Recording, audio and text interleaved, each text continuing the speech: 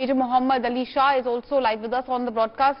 Major Shah, of course, as far as the situation in Ukraine is concerned, we keep getting such updates, explosions being heard almost throughout the country. It's regular in a warfare. Help us understand, where do you see this war going forward, considering that there's been a stalemate as far as dialogue between the two countries is concerned? Absolutely, Meenakshi. There has been a stalemate between both the countries, and in fact, day before yesterday in Turkey, both the diplomats of both the countries, Russia and Ukraine, also they had met and there again nothing could really come out of it. Now, when the President Zelensky, he also declared 2 to 3 days back that he is not interested in NATO anymore.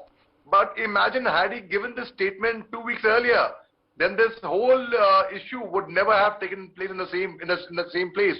Now I see where it goes on further is, Meenakshi, we might actually think that nothing will come out of it, or a war wouldn't have happened in the first place. A lot of people had analyzed that no, this is just pure posturing going on, and this is a hybrid warfare. Well, a small spark can lead to a fire. A small simple throw of a stone throw in a river can lead to a tsunami. So let me take you back to the First World War. How did it start? By one simple assassination of the heir to the Austria-Hungary Empire. And it was done the assassination happened in Bosnia by a Serbian nationalist. A month later, Austria-Hungary declared war on Serbia. And 2014, I'm talking about 28th June 2014, 2015, few countries joined in, 2016, some countries joined in. America, which did not want to join in at all. America was very clear that they would not join this war. But 16th, 17th, 18th March 2017, the Germans, who had surrounded Britain by sea, they had choked, the plan was to choke Britain so that no supplies go there. They sank 3 US ships with the U-boats and the submarines. And that is the time the American President Woodrow Wilson said, okay, we are declaring war on Germany.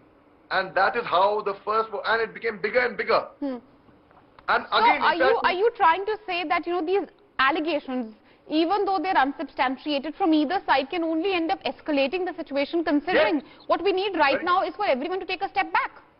Very much, very much. I am directly saying that, and I am saying this can even, though, if you remember on 24th February when